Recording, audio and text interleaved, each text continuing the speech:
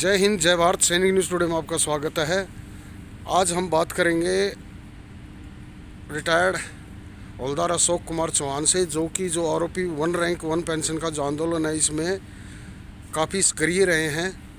नमस्कार सर। नमस्कार, जय हिंद। थोड़ी सर आवाज़ ज़ोर से बोलना पड़ेगा आपको। नमस्कार, जय हिंद। अरे हाँ जी सर। सर आप ये बताइए कि आंदोलन तो आरोपी का बहुत पहले से चल रहा है, सन 73 से ही मांग है वन रैंक वन पेंशन की, लेकिन कई संगठनों ने 2008 से किया, फिर 2015 में भी हुआ। 15 के बाद में अभी पूरे जवान और जेसीओ जो है ना एक ऑलरेडी अलग से प्लेटफॉर्म बना के, और 1 साल हो गया इस आंदोलन को चलते हुए, सरकार सुन नहीं रही है। इसके बारे में आपकी क्या राय है कि कहाँ पर चूक हुई है, आखिर कामयाबी क्यों नहीं मिल रही? देखो, ये जो आंदोलन है ना काफ़ी पहले से चला हुआ है। ये सन 74-75 बाद से शुरू हुआ है। 84 में काफ़ी तेज चला, 80 के बाद। और ये 2008 में भी काफ़ी लोगों ने सक्रिय रूप से ISM और दूसरे लोगों ने किया इसको। बहुत सारे मेडल वगैरह जमा हुए, बहुत सारे प्रोग्राम हुए इस पर। 2015 में ये संयुक्त रूप से ISM, इंडियन एक्सप्रेसमेंट लीग, जिसमें पहले सारे जवान जेसीओ एक साथ थे, और ये तमाम सारे 280 संगठनों में लिखे जो इस पर रजामंदी दी उस समय, जंतर मंतर आके बैठे 14 जून 2014 को, 14 जून 2015 को। और जब से सक्रिय रूप में चला, और इसमें फिर अनशन चला, जिसमें 23 दिन तक आमरण अनशन चला, जिसके बाद सरकार ने इसको लागू किया सितंबर में। और उसमें जो विसंगतियाँ उसमें आई, उस पर बहुत सारी बात हुई, चर्चाएँ हुई। तीनों चीफ बैठे हुए थे, डिफेंस सेक्रेटरी बैठे हुए थे, और डिफेंस मिनिस्टर जब डिक्लेयर कर दिया, उसमें ये प्रीमेचर वगैरह उन्होंने उसमें डाल दिया, नहीं हटाया। इस पर 2-3 बार मीटिंग हुई थी इनसे, हमारे रक्षा मंत्री से उस समय, पारकर साहब से, और चीफों वगैरह से भी मीटिंग हुई, लेकिन उन्होंने वैसे ही डाल दिया। जो लास्ट तक धरना चलता रहा, 2017 में आके ये ख़त्म हो गया, और अभी चल ही रहा है लगातार। वो मतलब जो प्रत्यक्ष रूप से 17 अक्टूबर में ख़त्म हुआ है, और परोक्ष रूप से तो अभी चल रहा है। 2-4-5-6 आदमी आते रहते हैं वहाँ, डेली आते हैं। कोरोना काल बंद हुआ, उसके बाद मैं भी जाता रहता हूँ। एक मेन चीज़ चल जो ठीक है उस बार। हाँ। अभी जब से ये जवान जेसीओ अलग हुए हैं, जो पिछले साल मार्च से शुरू किया गया है, फरवरी मार्च में, मैंने ये सारी रैलियाँ अटेंड की, जो भी वीर बहादुर ने किया, ये इन्होंने जो साबका के साथ हुआ, बाद में फेडरेशन बना, ये सब देख रहा हूँ, लगातार देख रहा हूँ। आखिरकार मैं ये सबसे जानना चाहता हूँ, आप जब अफसरों को दोषी ठहरा रहे हैं, दूसरों को दोषी ठहरा रहे हैं, लेकिन आप लोगों ने 1 साल, 1.25 साल का समय बिता दिया, और इतना मूवमेंट हुआ है इसमें सैनिकों का। इधर से मेरे को पता 200-500 करोड़ रुपए भी सैनिकों को खर्च हो गया हुआ इसमें, पूरे देश में मूवमेंट में, लेकिन कोई सफलता आपको नहीं मिली। कारण अभी अशोक हमारा भाई बहुत साथ रहे, हम काफ़ी दिन नहीं टचिंग में रहे, लेकिन अभी 2 महीने से लगातार हम टचिंग में हैं। आज ये बना रहा वीडियो, लेकिन आप लोग 1 साल का गाना गाते हो, वो सफलता न मिलने के मेन कारण आपको बता देना, वो 1 साल है। अगर आप अपने किसी सीनियर को, कभी किसी ने कुछ काम किया है, कहीं भी करके गया किसी जनता के लिए, उसको याद नहीं करोगे, उसको सम्मान नहीं दोगे, उसके साथ वो नहीं करोगे, कभी जान पहचान या उसको जानने के लिए, जानकारी के लिए उससे बाहर नहीं करोगे क्या क्या पहले हुआ। आप इसी को लेके हैं। गवर्नमेंट आपको एक चीज़ बात कर रही है, हर एक जगह देखा जा रहा है, इसलिए आपको कोई सफलता नहीं मिली। आप कितने फेडरेशन बना दिए आपने, पहले ये संघ बना, वो बना, अब आप वहाँ पहुँच गए, और मूल मुद्दों से आप भटक जा रहे हो।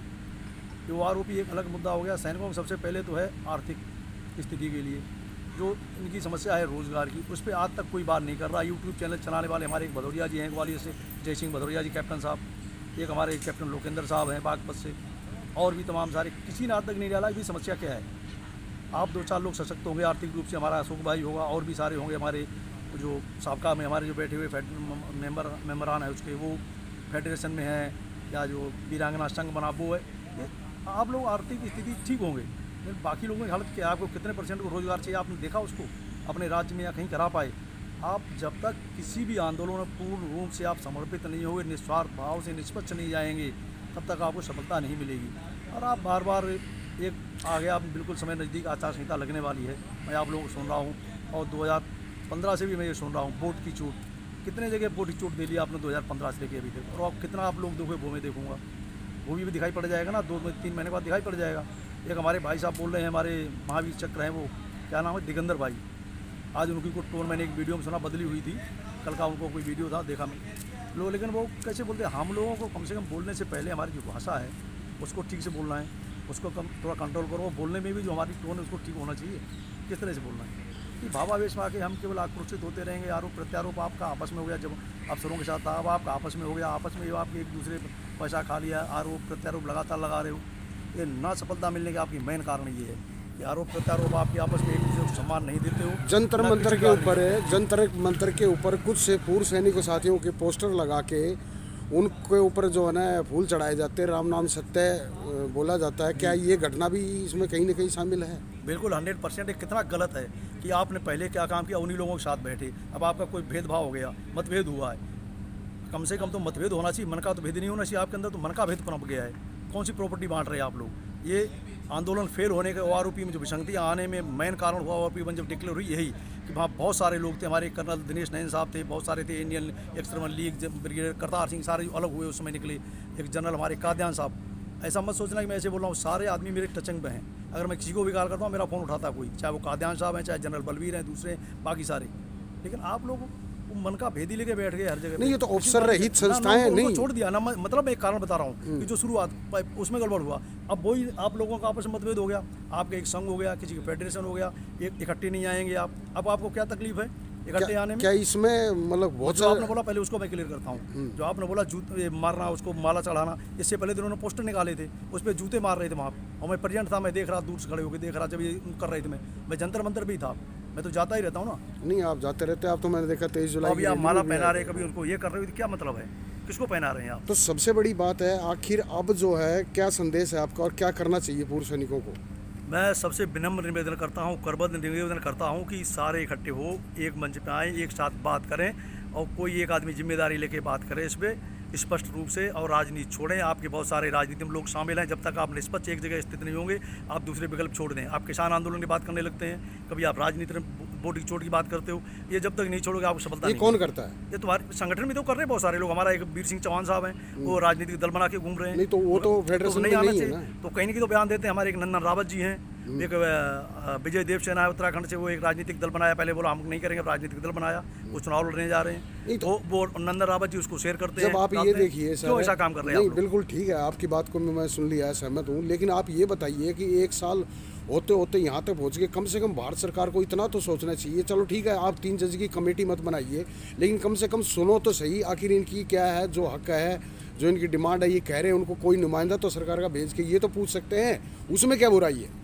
बिल्कुल बिल्कुल, ये आपकी जो डिमांड है ना जितनी, ये सारी गवर्नमेंट के पास जा चुकी पहले से ही, वही रिपीट हो रही बार बार।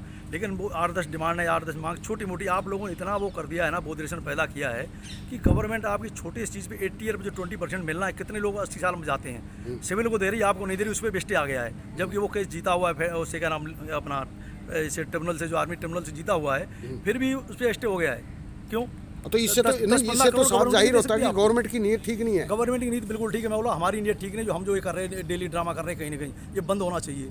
आप एक आवाज़ माओ, केवल अपने सैनिक की बात करो, या आपको क्या मतलब किसान से, क्या मतलब उससे है, जब तक आप एक जगह स्थिर नहीं होंगे, बोटी चोटी ये फालतू वाली बातें नहीं बंद करेंगे। मेरे को ये तो कोई इंडिविजुअल आदमी की देखो नहीं सर, देखिए अभिव्यक्ति की आज़ादी है, जो इंडिविजुअल आदमी बोलता है कि वोट की चोट करूंगा तो आप उसे नहीं रोक सकते, वोट देना अधिकार है उसका। कहीं इंडिविजुअल आने, मैं हर जगह हर मंच पे सुनता हूँ, हर मंच पे होता है। अभी जो आरोप लगा रहे हैं अफसरों ने खा लिया, मैं मानता हूँ बिल्कुल अफसरों खा लिया, मैं किसी का समर्थन नहीं करता हूँ कहीं पे भी, क्योंकि मैं उनके साथ रहा हूँ। मैं मरने के लिए 23 दिन उस पर बैठा था जब ये हुआ। नहीं, आप धरने में थे, मैंने देखा था। कम से कम 3 साल में लगातार रहा, मेरे बच्चे भी वहाँ रही। मैंने अपना कम से कम 9 साल जो ड्यूटी है उससे भी छुट्टी किया, 9 महीने की छुट्टी की उसमें, वो ड्यूरेशन में। लेकिन आप लोग क्या है, आप लोग इधर भागेंगे उधर भागेंगे, लोगों को जगाएंगे, आ जाएंगे, फिर एक बोल देंगे। अभी मैक्सिमम जो आंदोलन करने वाले बैठ के निकल के आए, मैक्सिमम ये हमारे ऑनरी कैप्टन साहब या सूबेदार साहब हैं, आंदोलन को उसमें रसातल में ले जाने वाले यही थे। अब वो जनरल सती पे अगर आरोप लगते हैं, ठीक है, गलत किया होगा, आरोप लगाओ, क्या दिक्कत है? मैं भी बोलूँगा गलत है, मेरे सामने लाओ चिट्ठी, मैं बोलूँगा सामने रखे कि सतवी साहब ने क्या लिखा आपने, वो भी आज तक कोई प्रूफ नहीं देता है कि लिखा उसने गलत लिखा, लाओ चिट्ठी, मैं सामने बैठ के बोलूँगा टेबल पर कैसे लिखा आपने ये। अभी आज एक करंट खबर चल रही है, एक सेकेंड, अभी इसमें जो है आरोप लगाने वाले हैं, ये लोग मीटिंग में जाते हैं साथ में, उसमें तो ये नहीं बोले। ये हमारे एक जय सिंह राठी साहब हैं, डबल वीर चक्रा, एक जो कपिल के साथ पहले वीडियो बनाते रहे हमारे कैप्टन राजेंद्र सुहाग हैं, उसमें दौड़ के माइक पकड़ लेते, लोगों को बोलने नहीं देते थे। आज ये बोलते मिलना चाहिए, उसमें ये क्यों नहीं बोले जब मन चल रहा सारा कुछ, वहाँ दुनिया भर के अधिकारी दुनिया भर के आते, सेक्रेटरी तक आते थे वहाँ सुनने के लिए, दुनिया भर के हमारे ऑन ड्यूटी वाले अफसर आते थे, तो पूरे रिटायर्ड चीफ कितने 20-20 चीफ आते थे वहाँ पे सुनने के लिए, कितने आर्मी कमांडर आते थे, उसमें तो कोई नहीं बोले। अब क्यों बोल रहे हैं उस चीज़ को ये?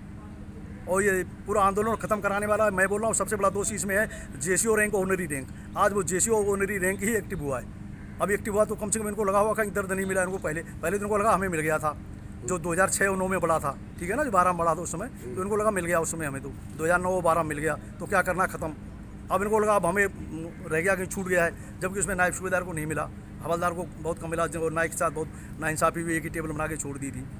तो वही विसंगतियाँ चली आ रही हैं, हमारी विधवाओं का है, रिजर्विस्ट का है, बहुत सारी चीज़ें हैं। अभी वीडियो बहुत लंबा हो जाएगा तुम्हारा, मैं कई चीज़ बताने वाला हूँ इसमें आपको, ठीक है सर, ठीक है। लंबा हो जाएगा, फिर लोग सुनेंगे भी नहीं।